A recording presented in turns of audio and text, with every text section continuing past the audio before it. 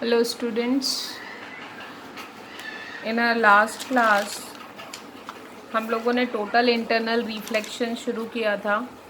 Total internal reflection के बारे में मैंने आपको नेसेसरी कंडीशन बताई थी, क्या होता है टोटल इंटरनल रिफ्लेक्शन।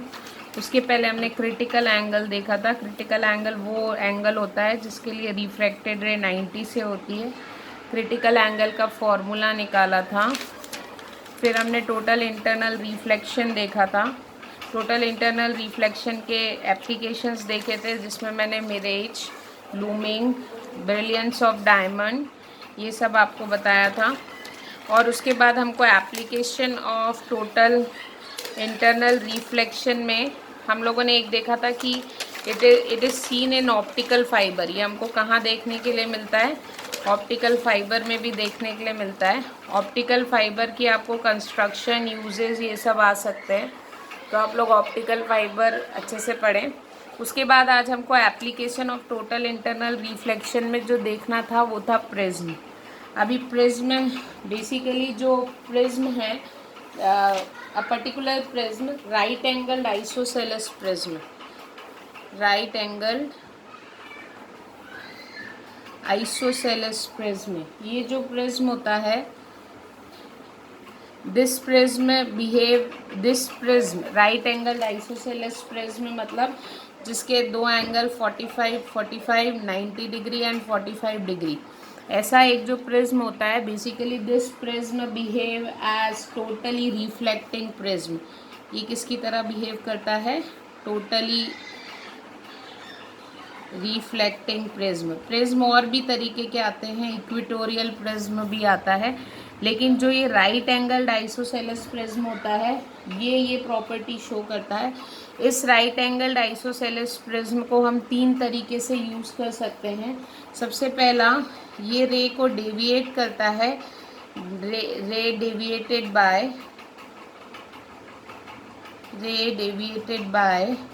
90 डिग्री है। 90 डिग्री से रे को डेविएट कर सकता है। कैसे होता है? यदि मान लीजिए हमारे पास ये एक राइट एंगल आइसोसेलेस प्रिज्म है, basically this side is 90 and this two side is 45, और यहाँ पे यदि कोई नॉर्मली इस पे दो रे एंटर कर रही है, this is your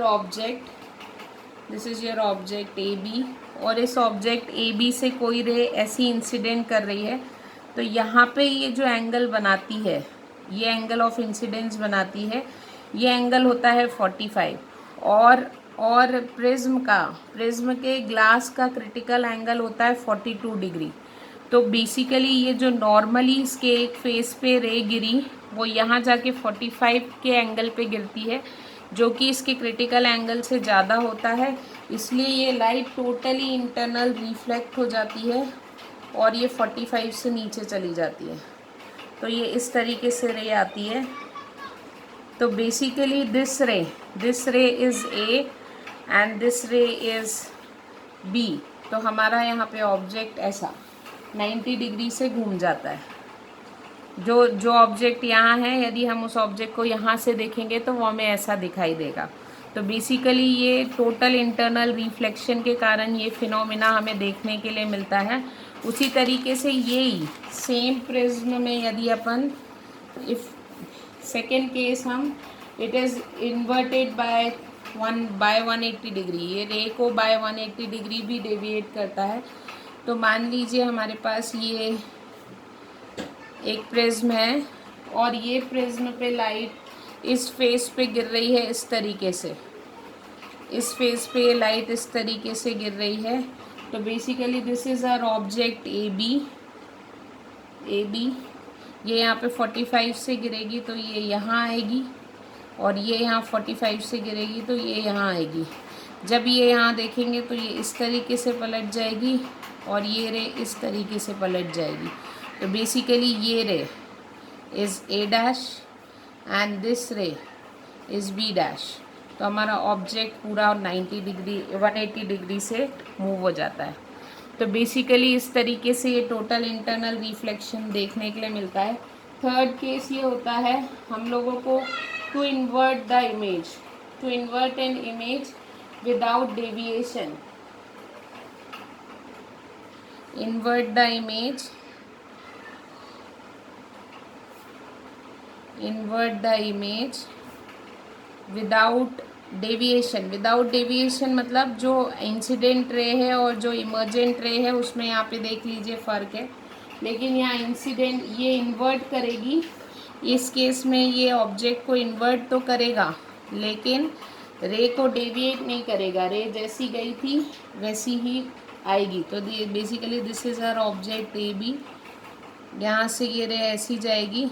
obviously normal यहाँ बनेगा.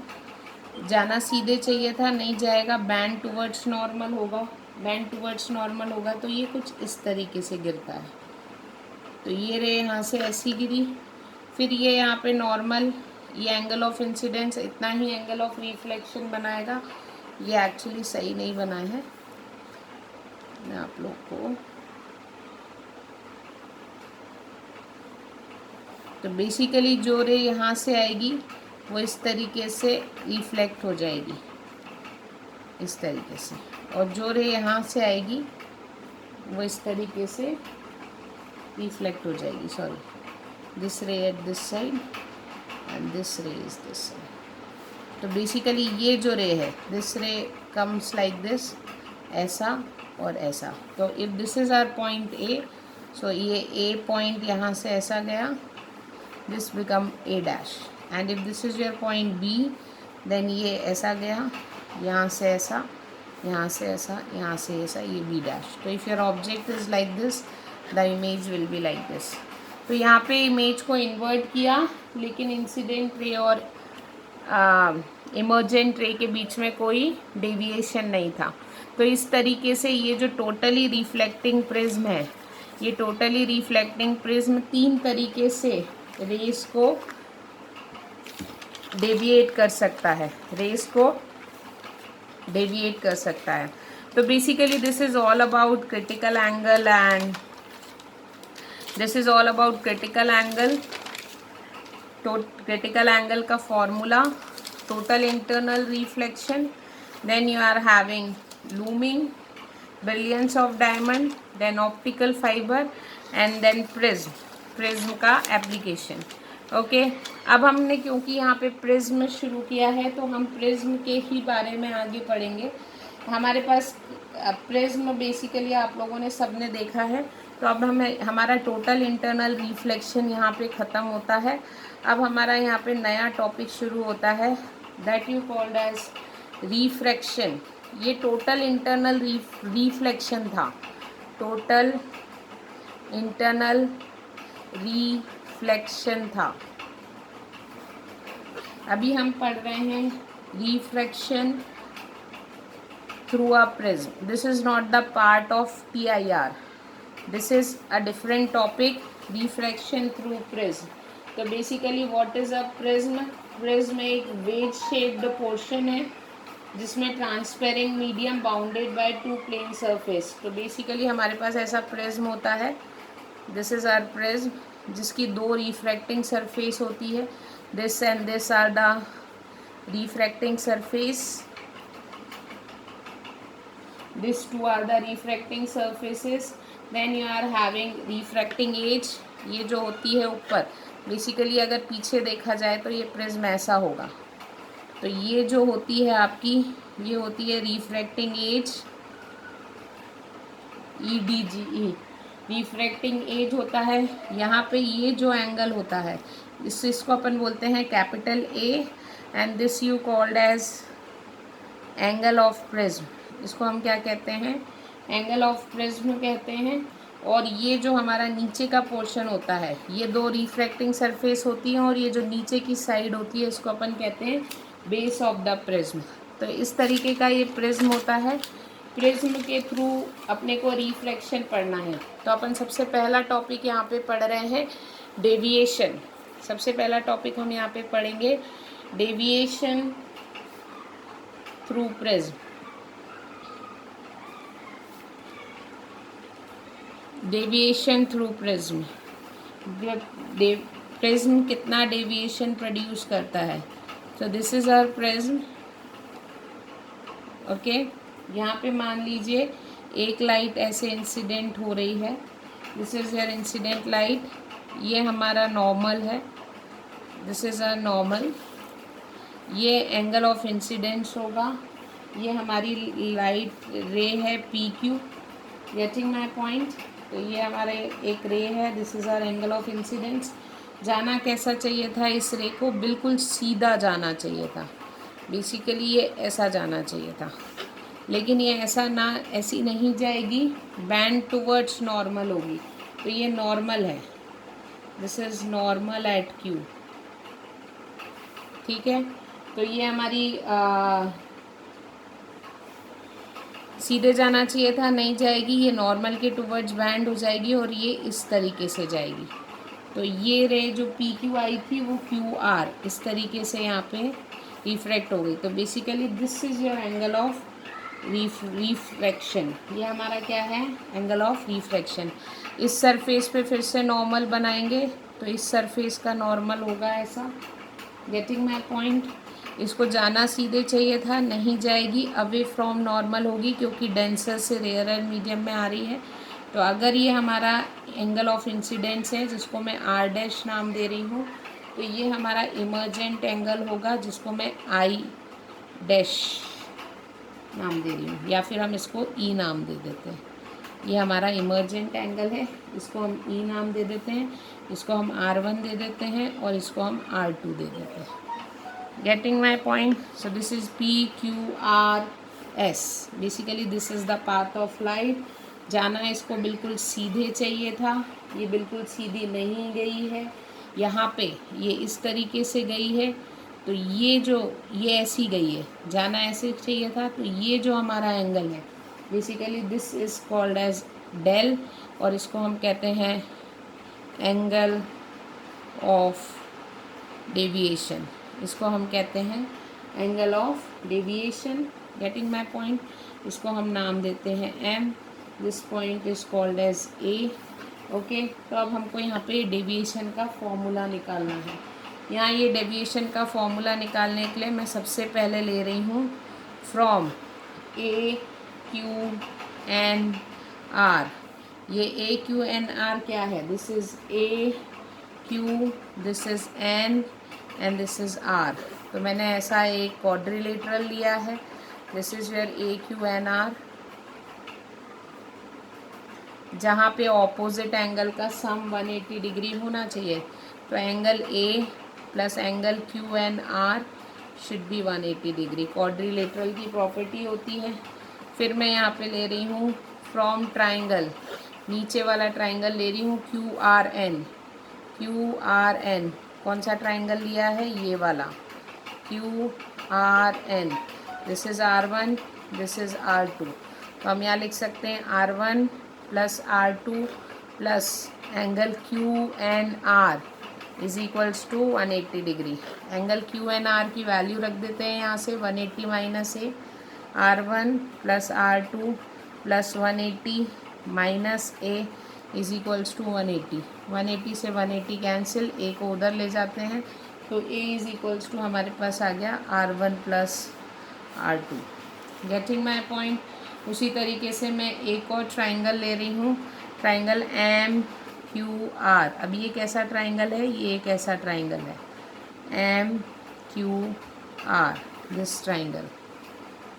Getting my point. तो ये एंगल आई है, तो ये पूरा एंगल आई होगा, तो ये एंगल होगा I माइनस R1। तो ये वाला एंगल हमारा हुआ I माइनस R1, ये वाला एंगल हमारा हुआ E माइनस R2। तो यहाँ पे मैं लिख रही हूँ, और ये हमारा एंगल है डेल। तो एक्सटीरियर एंगल प्रॉपर्टी लगा रहे हैं, कौन सी प्रॉपर्टी लगा रहे हैं, एक्सटीरियर एंगल। एक्सटीरियर एंगल का सम इंटरनल टू एंगल के बराबर होता है। तो डेल इज इक्वल्स टू हो गया angle, del is equals to हो गया I minus R1 plus E minus R2। Getting my point. Okay, तो हम इसको लिख सकते हैं डेल इज इक्वल्स टू, यहाँ पे लिख सकती हूँ मैं I plus E minus R1 plus R2। I plus E minus R1 plus R2. So this is our del. R1 plus R2 की जगह A लिख सकते हैं, तो डेल इज इक्वल्स टू हो गया I plus E minus A. I plus E minus A. This is your formula. या फिर इसको लिख सकते हैं I plus E is equals to del plus A. इसको बोल सकते हैं angle of incidence plus angle of emergence. Angle of incidence plus angle of emergence is equals to angle of prism plus angle of deviation. ये formula आपको learn करना है. So this is the derivation for angle deviation through prism. ये deviation through prism का derivation है. आप लोगों को ये डेरिवेशन याद होना चाहिए. तो डेविएशन किन किन चीज़ों पे डिपेंड करता है? एंगल ऑफ इंसिडेंस पे डिपेंड करता है. दूसरा एंगल ऑफ प्रिज्म पे डिपेंड करता है. इंसिडेंस पे डिपेंड करता है किस एंगल से आप गिरा रहे हो. तो this depends deviation depends on A, I, angle of prism, angle of incidence. उसके बाद material of prism. Material of prism पे डिपेंड करेगा. And wavelength of light. तो इन चार चीज़ों पे डिपेंड करता है एंगल ऑफ डेविएशन. डेविएशन कितना होगा, आप किस एंगल से गिरा रहे हैं, प्रिज्म का एंगल क्या है, प्रिज्म कौन से मटेरियल का है, और जो लाइट आप गिरा रहे हैं उसकी क्या वेवलेंथ है. इन चारों पे डिपेंड करता है कि वैल्यू ऑफ डेल क्या होगी. Getting my point. उसके बाद हम लोगों को ग्राफ देखना है. किसके बीच का ग्राफ देखना है? Variation of. हमको ग्राफ बनाना है आई और डेल में. हमको ग्राफ बनाना है आई और डेल में. किस किस में बनाना है? Angle of incidence and deviation. तो अभी हम देख रहे हैं variation of I and del, angle of incidence and deviation. हमारे पास फॉर्मूला आया है del is equals to I plus E minus A. I plus E minus A, ये हमारा फॉर्मूला है. मैं यहाँ पे आपको ग्राफ बना के बताती हूँ. Basically this is your angle of incidence, this is your angle of deviation. ठीक है. तो जब हमारा आई ज़ीरो होगा, हम यहाँ पे यहाँ से शुरू कर रहे हैं. एट सम आई, मतलब कुछ एंगल आई पे, एट सम आई एट कुछ तो भी वैल्यू होगी और उसमें प्लस होता जाएगा. तो at some I this angle should be like this. This graph should be like this. So what is this position? This position is I is equals to E. क्यों? क्योंकि जब आई और ई इक्वल हो जाएंगे, I is equals to E हो जाएगा, तो यहाँ पे जो डेविएशन होगा वो सबसे कम डेविएशन होगा. ये कंडीशन है. Condition for minimum deviation is I is equals to E. और ये जो है हमारा, ये जो दो सेम वैल्यू हमको मिल रही हैं, ये मिलेगी at I and E. This is the del. मतलब हमको एट टू एंगल, जब दो एंगल एक जैसे हों तो दो एंगल पे हमको सेम टाइप का डेविएशन मिल सकता है. तो basically this is the graph between I and del. I और डेल के बीच का है. कंडीशन फॉर मिनिमम डेविएशन होती है I is equals to E. I is equals to E. दो एंगल के लिए, दो एंगल ऑफ इंसिडेंस के लिए, मतलब दो एंगल ऑफ इंसिडेंस के लिए जैसे जैसे हम एंगल ऑफ इंसिडेंस बढ़ाते जा रहे हैं, मतलब हम लाइट को इस तरफ घुमाते जा रहे हैं, तो जैसे जैसे हम एंगल ऑफ इंसिडेंस को घुमाते जा रहे हैं डेविएशन एक बार कम होगा, लेकिन उसके बाद यदि आपने एंगल ऑफ इंसिडेंस की वैल्यू बढ़ाई तो फिर से डेविएशन बढ़ने लगता है. तो basically this is the graph between I and del. अब आप लोगों को निकालना है रिलेशन बिटवीन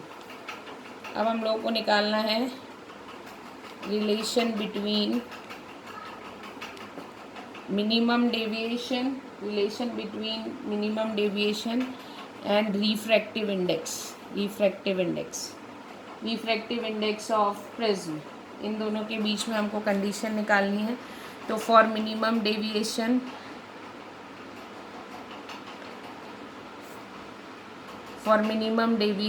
कम से कम डेविएशन की कंडीशन क्या है? I should equals to E. आई और ई आपस में क्या रहना चाहिए? बराबर रहना चाहिए। यदि आई और ई आपस में, this is the condition through minimum deviation, यदि आई और ई बराबर हैं तो ऑब्वियसली इस ग्राफ से देख लीजिए, यदि आई और ई बराबर होंगे तो ये दोनों एंगल बराबर होंगे। That means R1 is equals to R2। तो condition for minimum deviation, I is equals to E, R1 is equals to R2, then del is equals to del M. जब I is equals to E और R1 is equals to R2 होगा तो del is equals to del M होगा। तो यहाँ पे मैं रखती हूँ del M is equals to, इस फॉर्मूले में रख रही हूँ del M is equals to I plus E minus A, ये हमारा फॉर्मूला है। तो del M is equals to ले रख सकती हूँ I plus I minus A. So del M is equals to हो गया 2i minus A. Okay, del M is equals to 2i minus A. तो i इज इक्वल्स टू हो गया a plus del M upon 2, a plus del M upon 2। यहाँ से हमारा angle of आई निकला। अब मुझे पता है a is equals to R1 plus R2 था फ्रॉम लास्ट डेरिवेशन, हमने पीछे के डेरिवेशन में देखा था a is equals to R1 plus R2, क्योंकि so a is equals to 2R, so R is equals to a upon 2।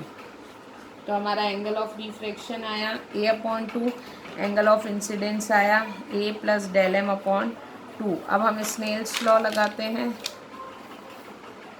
तो from Snell's law sine I upon sine R is equals to refractive index of prism होता है।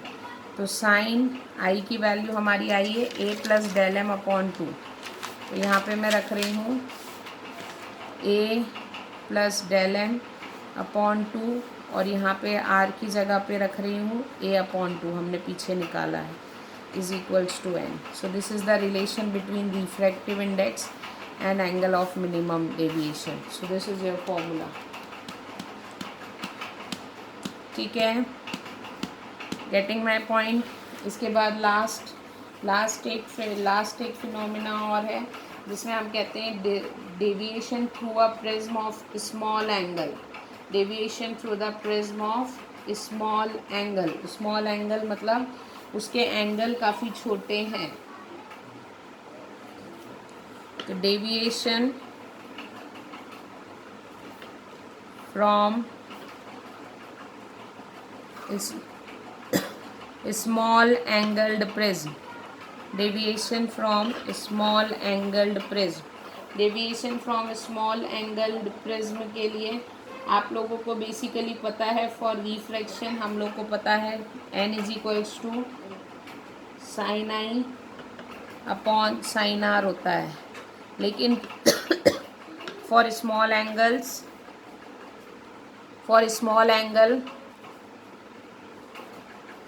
n is equals to हो जाएगा i upon r। Getting my point.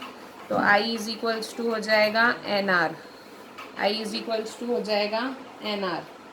Okay, फिर this is at first face पे refraction इस तरीके से था। तो ये i इज इक्वल्स टू हो गया nr। अब यदि सेकेंड फेस पे रिफ्रैक्शन की बात करें तो सेकेंड फेस पे रिफ्रैक्शन होगा कौन से फेस पे? ये वाले फेस पे। तो यहाँ पे रिफ्रैक्शन होगा, देख लीजिए मैं यहाँ पे लिख रही हूँ, इस फेस पे रिफ्रैक्शन होगा sign R2 upon sign R2 upon, इसको R1 दे देते हैं, ठीक है। This is R1। तो sine R2 upon sine E is equals to 1/n। 1/n क्यों होगा? क्योंकि ये डेंसर से रेयरर में है और ये रेयरर से डेंसर में है। Getting my point? तो यहाँ पे हम लिख सकते हैं R2 upon E is equals to 1/n। Getting my point? तो यहाँ से हम E की वैल्यू निकालते हैं तो E इज इक्वल्स टू आएगा nR2। E is equals to हमारा क्या आया? nR2। तो हमने I और E की वैल्यू निकाल ली है। यदि हमने I और E की वैल्यू निकाल ली है, I और E की हमने वैल्यू निकाल ली है, this is R I and this is R E। तो हम लोग यहाँ पे क्या कर रहे हैं, हमको फॉर्मूला पता है। क्या फॉर्मूला पता है? डेल इज इक्वल्स टू होता है I plus E minus A। Getting my point? तो यहाँ पे रख देते हैं, I की जगह पे लिख दे रही हूँ nR1 प्लस इसकी जगह पे लिख दे रही हूँ nR2 माइनस A। तो ये हो गया refractive index common, R1 plus R2 minus A। N R1 plus R2 को लिख सकते हैं A, हमारा पीछे आया था, दिस इज़ माइनस A, दोनों में से A कॉमन लिखा लो तो n minus 1। So this is the deviation, this is the deviation for small angled prism. Getting my point? तो ये आपको प्रिज्म के डेरिवेशंस हैं, ये सारे डेरिवेशंस आपको करना है, ये सारे डेरिवेशंस आपको बाय हार्ट होने चाहिए। मैं इसकी आपको पिक्स भी अपलोड कर दे रही हूँ, वीडियो भी अपलोड कर रही हूँ। तो आप लोगों को प्रिज्म तक का, कल हम डिस्पर्शन ऑफ वाइट लाइट पढ़ेंगे प्रिज्म में आगे, तो आप लोग को इतना कल तक पूरा करना है। Getting my point? So this is all about today. Thank you so much.